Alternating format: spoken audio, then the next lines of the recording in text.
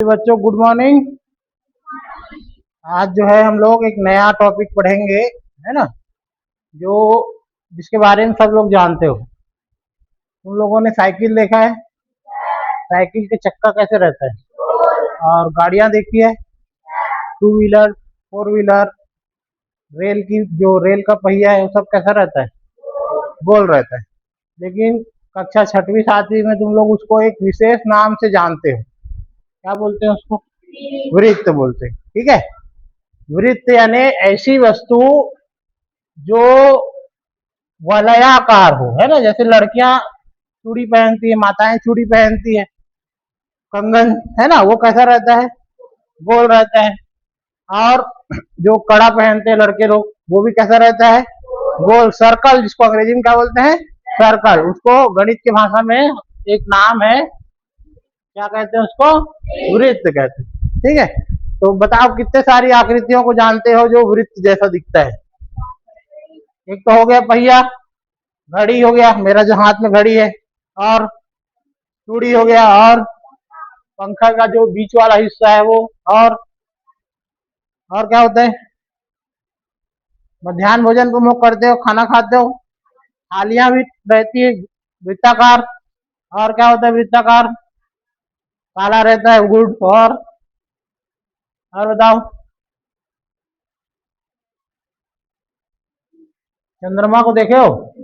चंद्रमा हमारी पृथ्वी कैसे है, गोलाकार है, लेकिन अगर उसको फोटो में देखेंगे तो वृत्ताकार दिखती है ना। चंद्रमा भी देखे, आसमान में देखो, चंद्रमा का एक ही सामने का हिस्सा दिखता है।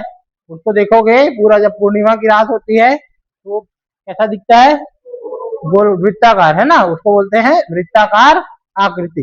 तो ऐसी आकृति जो अपने केंद्र से, ये जो इसका जो बीच वाला भाग है वो क्या कहलाता है, केंद्र कहलाता है, केंद्र। ठीक है, तुम लोगों के पास, सबके पास चांदा है, देखो चांदा को देखो। अब चांदा जो है इस प्रकार से बना हुआ है, ऐसे,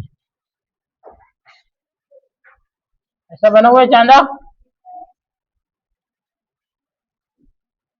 यहाँ पर बीचों बीच यहाँ पर एक बिंदु है। अब अगर दो चांदा को एक के ऊपर एक रख दे, मतलब एक चांदा और दूसरे चांदा को, दोनों को सटा दे, तो जो आकृति बनेगी ऐसी बनेगी, बनेगी। तो चांदा जो होता है वो अर्धवृत्त होता है। क्या होता है, अर्धवृत्त होता है चांदा, यानी आधा होता है वृत्त का आधा हिस्सा। और दो चांदा को जब मिला देते हैं तब वो दोनों क्या हो जाता है, एक वृत्त बन जाता है। सब रोटी खाते हो, है ना। रोटी का उदाहरण हम लोग भूल गए, तुम लोग भी भूल गए। रोटी भी कैसी रहती है, गोल रहती है, वृत्ताकार रहती है। ठीक है, तो जो चांदा है, चांदा को जो गौर से देखो, नीचे में एक सीधी लाइन है। तो दो चांदा को जब मिलाएंगे तो दोनों के बीच में एक लाइन ऐसा दिखेगी। दो चांदा को मिलाओ, चलो दो लोग एक के ऊपर एक रख के मिलाओ, दिख रहा है। और ये वाला जो पूरा लाइन है वो कहलाता है व्यास। क्या कहलाता है, व्यास। इसी को सबसे बड़ी जीवा कहते हैं। जीवा के बारे में आगे बताएंगे, है ना। ये जो बीचों बीच, दोनों चांदा के बीचों बीच जहां से कोण को नापते हैं वो कहलाता है केंद्र बिंदु। क्या कहलाता है, केंद्र बिंदु। और ये चांदे, ये जो वृत्त के किनारे का भाग होता है, ये जो है ये कहलाता है परिधि। गणित की भाषा में क्या बोलते हैं, परिधि, या इस वृत्त की लंबाई। जैसे ये कमरा कैसा है, आयताकार है। अभी कमरे को हमको नापना है कि ये दीवार कितनी लंबी है, तो नापने के लिए क्या करना पड़ेगा, इस कोने से उस कोने तक पहले टेप से नापना पड़ेगा, है कि नहीं। उस कोने से दूसरे कोने को नापना पड़ेगा, फिर उस कोने से इधर नापना पड़ेगा, और इस कोने से फिर यहां तक नापना पड़ेगा। तो जितनी लंबाई आएगी वो क्या कहलाएगा, परिमाप कहलाएगा। क्या आएगा, परिमाप। तो उसी को, वृत्त के परिमाप को बोलते हैं परिधि। जैसे चूड़ी है किसी के पास, दिखाओ, कड़ा है। अब ये कड़ा है ना, ये कड़ा जो है कितना लंबा है इसको हमको जानना है। तो ऐसा स्केल तो नहीं बना है गोला वाला, बना है क्या, तो इसको नापने का क्या तरीका है, कोई भी धागा ले, रस्सी ले, एक जगह से रस्सी के किनारे को हम लोग पकड़े और रस्सी को इसके चारों तरफ लपेट दे, है ना। जितना ये जो कड़ा है उतना रस्सी को हम इसके ऊपर लपेट के उस रस्सी को हम नाप सकते हैं कि ये जो कड़ा है इसका लंबाई या इसका परिमाप या इसकी परिधि कितनी। आगे समझ में, कोई भी वृत्ताकार वस्तु को नापने का यही तरीका है। अब जैसे पेड़ का तना देखे हो तुम लोग, पेड़ का तना को भी नापने के लिए क्या करते हैं बड़े बुजुर्ग लोग, पहले रस्सी से नाप लेते हैं, है ना, चारों तरफ उसके रस्सी लपेट देते हैं एक चक्कर।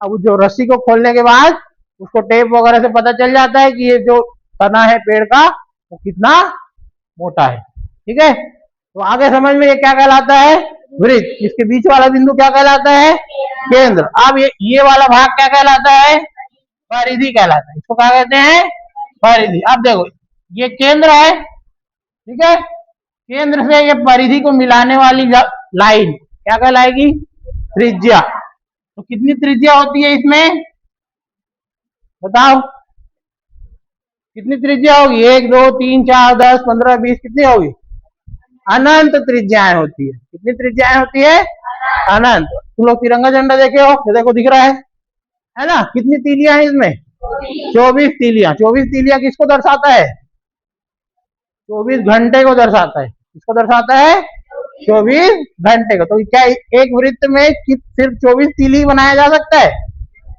असंख्य त्रिज्याएं बनाई जा सकती है। उसी जो तीली है वो एक प्रकार की त्रिज्या है, ठीक है। आप देखो ये जो, इसका नाम क्या बताया मैंने, अंग्रेजी में क्या बोलेंगे इसको, रेडियस।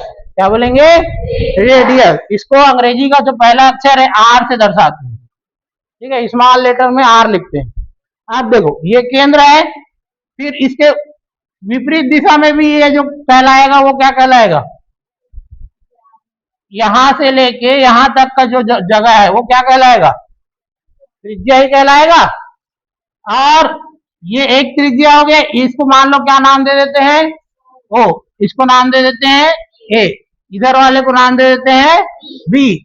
तो एक त्रिज्या क्या हो गया और दूसरा त्रिज्या क्या हो गया, ओ बी। ये दोनों मिलके क्या बनाएगा, ए बी, है ना। ये ए बी बना रहा है, इसी ए बी को बोलते हैं क्या, व्यास। क्या बोलते हैं, व्यास। तो एक त्रिज्या जो है, एक व्यास जो है वो त्रिज्या का कितना गुना होता है, कितना गुना होगा, कितना तो जोड़े हैं, कितना तो त्रिज्या को जोड़े हैं तो व्यास है। 2 त्रिज्याओं को जोड़ने पर क्या आता है, एक व्यास आता है। तो अगर परिभाषा के रूप में बोले तो व्यास क्या होता है, त्रिज्या का कितना गुना होता है, 2 गुना होता है। और त्रिज्या किसको बोलते हैं, वृत्त के केंद्र से किसको मिलाने वाली रेखा, परिधि को मिलाने वाली रेखा क्या कहलाती है, त्रिज्या को कौन से अक्षर से दर्शाते हैं, और व्यास को अंग्रेजी में बोला जाता है डायामीटर। क्या बोलते हैं, डायामीटर, ठीक है। इसको जो है छोटे स्मॉल लेटर डी से दर्शाते हैं। डी बराबर क्या होता है, 2r, डी यानी व्यास, आर यानी त्रिज्या। त्रिज्या का कितना गुना होता है, व्यास, 2 गुना। अगर व्यास त्रिज्या निकालना है तो त्रिज्या जो है व्यास का कितना गुना हो जाए, कितना गुना हो जाएगा, आधा गुना, यानी आधा भाग हो जाएगा, ठीक है। ये देखो 2 इधर चला जाएगा बटे में, तो डी बटे कितना हो गया, 2। ये त्रिज्या का मान हो गया। त्रिज्या कितना होता है, व्यास का आधा होता है। क्या होता है, वृत्त व्यास का आधा। आगे समझ में, त्रिज्या, केंद्र, व्यास, परिधि, आगे समझ में। आप देखो ये वृत्त है ना, जैसे कांच की चूड़ी देखे हो, कांच का चूड़ी कभी कभी टूट जाता है काम करते हुए, है ना, तो छोटा छोटा टुकड़ा हो जाता है। अब अगर इसी वृत्त को दूसरा चित्र बना देता हूं, ये वृत्त है, ठीक है। अब यहां से इसको हम लोग काट दिए, ये काट के ए अलग हो गया, ठीक है, हिस्सा। अब इसको नाम दे दिए ए बी, ठीक है। ये जो है छोटा हिस्सा जो है वो कहलाता है चाप। क्या कहलाता है? चाप। तो इसमें दो प्रकार का चाप होता है। एक तो हो गया एक छोटा वाला चाप जो कि केंद्र से, यहाँ पर क्या है? केंद्र है, केंद्र से इनको मिला देंगे ये, तो ये जो बनेगा क्या कहलाएगा? कोण कहलाएगा। तो लघु वृत्त इसको बोलेंगे, लघु वृत्त। क्या बोलते हैं? और ये जो बाकी बचा है उसको क्या बोलेंगे? दीर्घ वृत्त। क्या बोलते हैं? दीर्घ वृत्त। तो लघु वृत्त में बना कोण जो होता है 180 अंश से कम होता है। क्या होता है? 180 अंश से कम। और दीर्घ वृत्त में बना कोण क्या होता है? 180 अंश। हाँ, लघु वृत्त खंड में बना कोण न्यून कोण होता है और दीर्घ वृत्त खंड में बना कोण अधिक कोण होता है। आगे समझ में? और ये पूरा जो वृत्त है, ये जो चांदा बताया, चांदा का पूरा कोण कितना अंश होता है? और दोनों चांदा को मिला देंगे तो ये वाला भी कितना अंश होगा? दोनों को जोड़ दोगे तो कितना हो गया? तो एक पूरा वृत्त कितना कोण बनाता है अपने केंद्र पे? 360। ठीक है। तो जो 360 है वो प्राचीन समय में हमारे जो ऋषि मुनि थे, गणितज्ञ थे, उन्होंने गणना करके बताया था कि एक वर्ष में लगभग 360 दिन होते हैं। ठीक है। लेकिन जैसे जैसे शोध हुआ है ना और रिसर्च हुआ, तब वैज्ञानिकों ने अनुमान लगाया कि जब पृथ्वी सूर्य का चक्कर कितने दिन में लगाती है? 365 दिन में। मतलब एक साल होता है कि नहीं 365 दिनों का, तो उसी मान के बराबर, लगभग बराबर है। 5 का ही अंतर है, ज्यादा का नहीं है अंतर, है ना। तो जब पृथ्वी सूर्य का एक पूरा चक्कर एक वर्ष में लगाती है तो एक वर्ष कितने दिनों के बराबर होता है? 365। तो वो किससे निकला? इसी वृत्त की कैलकुलेशन से निकला था। आगे समझ में? वृत्त के केंद्र पर कितना अंश का कोण बनता है? 360। और लघु वृत्त खंड का कोण क्या होता है? 180 अंश से कम, या उसको क्या बोलेंगे? न्यून कोण बोलेंगे। क्या बोलेंगे? और दीर्घ वृत्त खंड में बना कोण क्या होता है? अधिक कोण। ठीक है। आगे समझ में? आप देखो एक चीज और, ये जो किनारे वाला भाग है उसको क्या नाम दिए है? परिधि कहते हैं। क्या बोलते हैं? परिधि। अब इसी परिधि में कोई दो बिंदु ले ले, यहां से ए, यहां से, इन दोनों को ऐसे मिला दे, ऐसे कर। ये जो हिस्सा है, सीधा हिस्सा, वो क्या कहलाएगा? उसको बोला जाता है जीवा। क्या बोलते हैं? जीवा। कोई भी परिधि का बिंदु लेके उनको अगर हम मिला दे तो उसका नाम क्या हो जाता है? तो इसमें कितना जीवा हो सकता है? अनंत। तो क्या क्या अनंत होती है? त्रिज्या और व्यास और जीवा। ठीक है। तो इसमें सबसे बड़ा जीवा कौन सा होगा? बता, किसको बोलेंगे सबसे बड़ी जीवा? अभी बताया था, व्यास। कोई भी वृत्त है उसकी सबसे बड़ी जीवा का नाम क्या होगा? व्यास होगा। ठीक है। आगे समझ में? जीवा, व्यास, चाप समझ में आ गया, है ना। और इसमें एक चीज और होता है। क्या होता है कि अगर ये इसको नीचे वाले को भूल जाए, नीचे वाले को भूल जाए, तो ये जो कोण, ये जो वृत्त बना, कौन सा वृत्त बना? वृत्त का आधा भाग बना है कि नहीं? ये क्या कहलाएगा? केंद्र।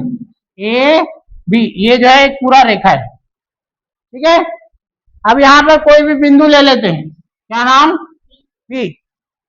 इस बिंदु को यहां से यहां तक मिला दे तो जीवा के, इसको जीवा बोल सकते हैं कि नहीं बोल सकते?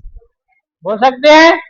फिर इस पी को यहां से बी से मिला दे तो ये वाला भी जीवा होगा कि नहीं होगा? होगा ना। कितना तो जीवा दिख रहा है इसमें? 2 की 3? कौन कौन सा? एपी, पीबी और एबी, 3 जीवा। तो सबसे बड़ी जीवा एबी हो गया। आप देखिए, ये अर्धवृत्त के परिधि में बना है, ये अर्धवृत्त है, उसके कहा बना है? तो इस कोण को जब भी चांदा से नापोगे, इसका नाप हमेशा कितना अंश आएगा? 90 अंश। कितना अंश आएगा? तो अर्धवृत्त का कोण कितना होता है? अर्धवृत्त का कोण कितना अंश का होता है? या इसी को बोलते हैं समकोण होता है। क्या होता है? आगे समझ में कि नहीं आया? हाँ, चलो बताओ मेरे को।